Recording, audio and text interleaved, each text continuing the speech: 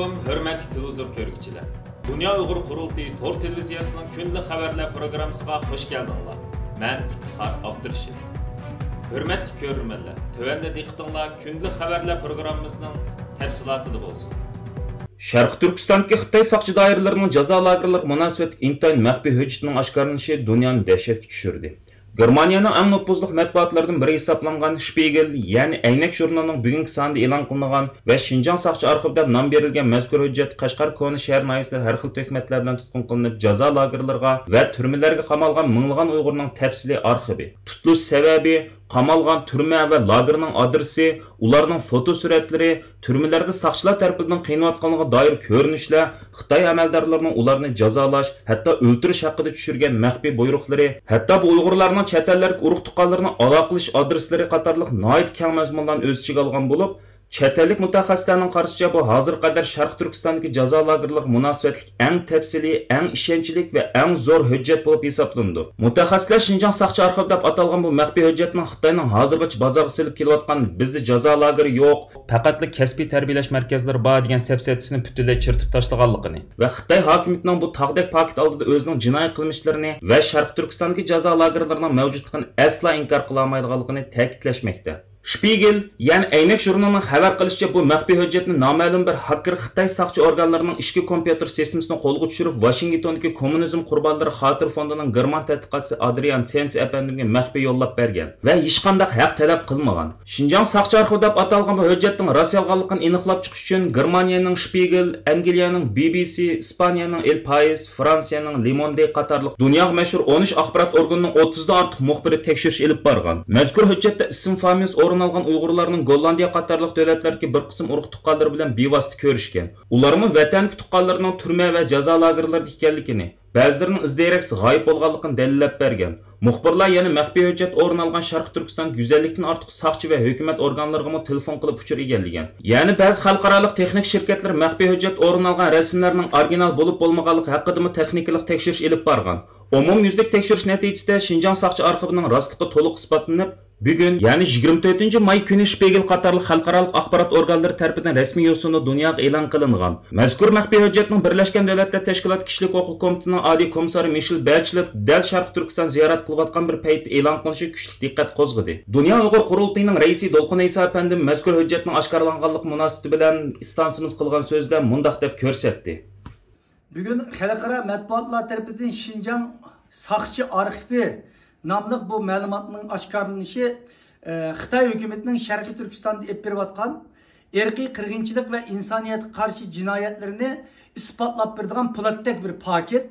Xitay hükümeti hazırgıca Şərqi Türkistan'da yapıyatқан bu cinayetlerini her xil usullar bilen yalğanlap dünyanın közünü boyaşqa yalğan xəbər taqıtışıq tirişib gəlgən. Hazırgıca kamp şahitlerinin bergen məlumatları ve xalqaro matbuotlarning ishlagan dokumentlar olsun, filmler olsun, hujjatlik filmler olsun ve şundaqla tadqiqot merkezlerining Xitoy manbalaridan ve satelitlerden foydalanish orqali o'tirib qo'ygan ma'lumotlari bilan Xitoyning Sharq Turkistondagi jinoyati xeli zo'r miqdorda oshkorlangan ve Uyg'ur sotining 18 oylik qarori bilan Xitoy hükümetininki bu yapılatkan cinayetleri paketler bilen delillengen. Bu osman Xitoy yani cahillik bilen davamlık bunu rətkib gelgen. Hem de bu katim 5000'e yakın parça resim bilen insanların ki malumatı, nerede tuğan, adresleri okşaydıgan bütün malumatlar aşkarlandı. Bu hem de Xitoy hükümetinin bu yapılatkan cinayetçilerini tosup kalanmaydıgan, dünyanın aldayanmaydıgan, hazırgıcı işkeniş işi tuğan veya ki Xitoyning bu aldamcı siyasetinin sebebinin biraz cim turuş, zürriyet tuğulgan devletlerini, xalqaro teşkilatlarını, hükümetlerini ve bütün insanlıkını hareketke ötküzüşten naiti mühim rol oynaydıgan kıymetli materyallar. Onun üstüge Birleşken Devletler Teşkilatı Kişilik Hukuk Ali Komiseri Bachelet bugün Şərqi Türkistan'daki ziyaretini başladı Tönögünki ziyaretide belki muhbirlerin kütüveriş yığınında bunun tekşürüş emez bir diplomatik ziyaret bolğanlığı hakkında insanın ko'nglini g'ash qiladigan va yüzünün obraziga, yüzü turayotgan o'ringa, maqomga mos kelmaydigan shakldagi bayonotlarni berganti. Endi bu dalillarning o'tirg'i chiqishi bilan boshlarninki ziyarati boshlandi. Qani buningdan keyin Sharq Turkistondagi ziyarati jarayonida qandaq bir baho berdi bu masalaga? Bugun e'lon qilgan bu sonliq ma'lumotlarga, bu dokumentlarga nisbatan ko'zni qanchalik darajada yumidi, buni oldingi kunlarda ko'ramiz. Ama bunun oshkorlanishi haqiqatan tarixiy bir ahamiyatga ega va po'latdek bir paket Xitoyning yolg'onchiligini, hozirgacha yushirib kelgan abdi bechirisini dunyoga bütün detallari bilan ichib bergan bir dokument. İkinci növbetlik Şarkı Türkistan Milli Kengeşi qatnaş üçün dünyanın her qaysı ellerinden keldiğin vekillerimizden ve Germaniyadaki Uygur cemaatinin qatnaşı bilen 25 may tushdan keyin Germaniyanın München şəhərindəki Xitay konsulxanasının aldida Uygur irqiy qırğınçılıqqa qarşı keng ko'lamda birleşme namoyish o'tkazildi. Bu qatimqi namoyishning asosiy maqsadi bo'lsa Xitoyning Sharq Turkiston Uyg'urlarini asos qilgan yerli xalqlar qarta hozirmi jiddiy davom qildirayotgan irqiy qirg'inchilikqa norozilik bildirish bilan birga hem xalqaro jamoatchiligiga hem xalqimizga, yana shundaqla dushmanimiz Xitoyga Uyg'ur tashkilotlari o'rtasidagi birlik, ittifoqlik va hamkorlikni namoyon qilishdan iborat. Qurultay markaz organining stansiyamizga bildirishicha, hozir qadar 20 dan ortiq davlat faoliyat olib berayotgan 70 dan ortiq Uyg'ur tashkilotining asosiy mas'ullari, Uyg'ur tadqiqotchi va olimlar, diniy ulamolar, tonilgan jamoat arboblari va har soatlardan bo'lib jami 200 nafarga yaqin vakilning 2-nji navbatdagi Sharq Turkiston Milliy Kengashiga bevosita kelib qatnashganligi muqimlashgan. 25 may Berlin vaqti tushdan keyin soat 4:30 boshlangan birlashma namoyishning va 26 may Berlin vaqti atdigan soat 9:30 boshlangan 2-nji navbatdagi Sharq Turkiston Milliy Kengashining ochilish marosimining amaliy ahvoli stansiyamizning sizlar ko'rayotgan mazkur YouTube kanali orqali naq maydondan bevosita tarqatildi.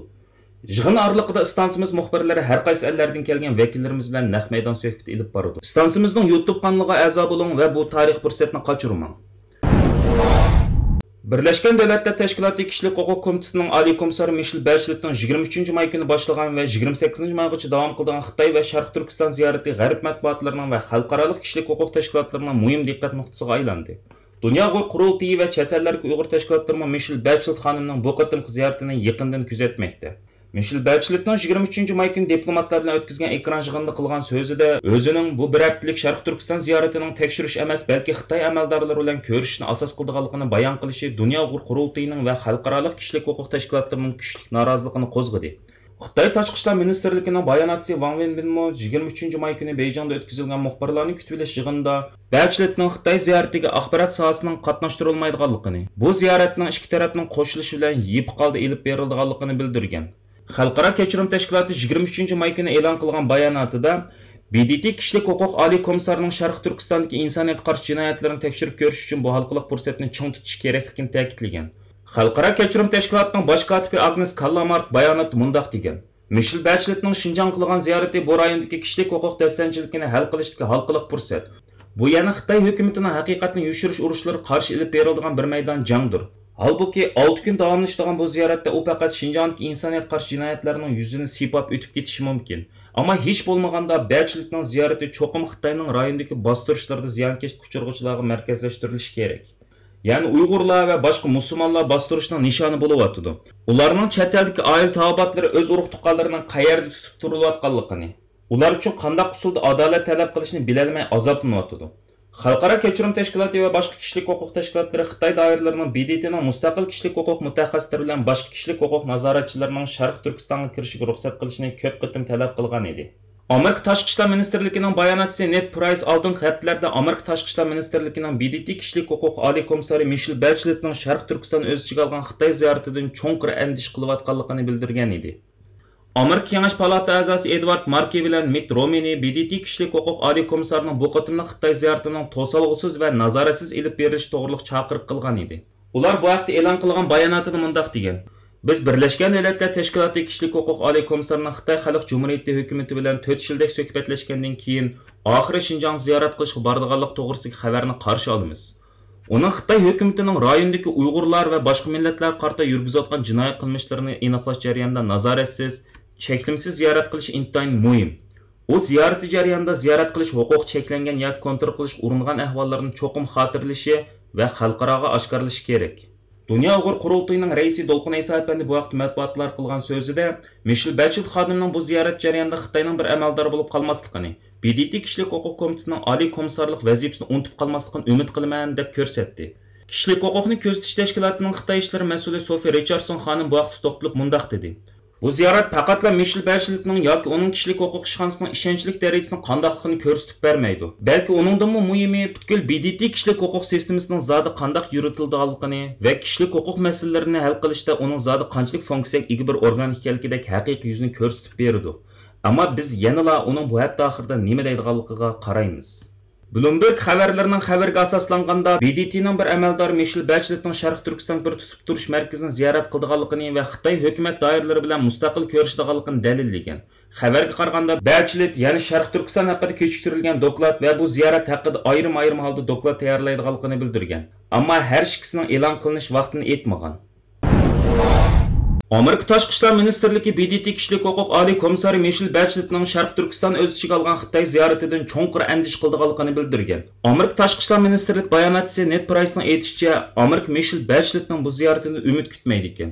U Tashqi ishlar ministrligining o'tgan juma kunlik axborot yig'inida mundaq degan: "Men kishilik huquq oliy komissari Michelle Bacheletning Xitoy Xalq Jumhuriyati qildigan ziyorat to'g'risida shuni demoqchi.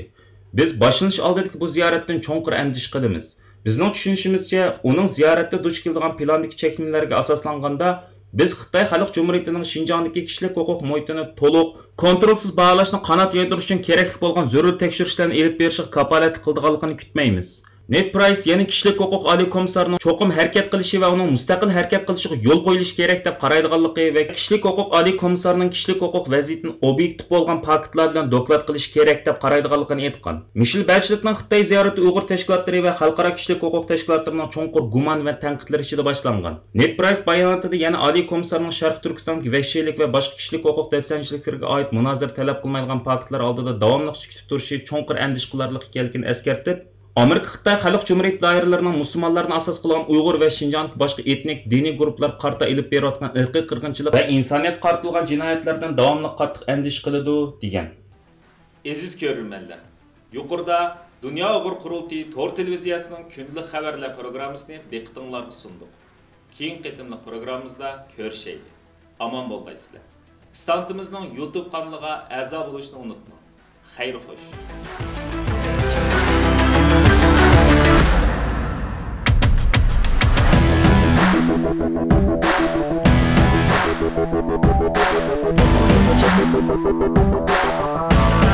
Thank you.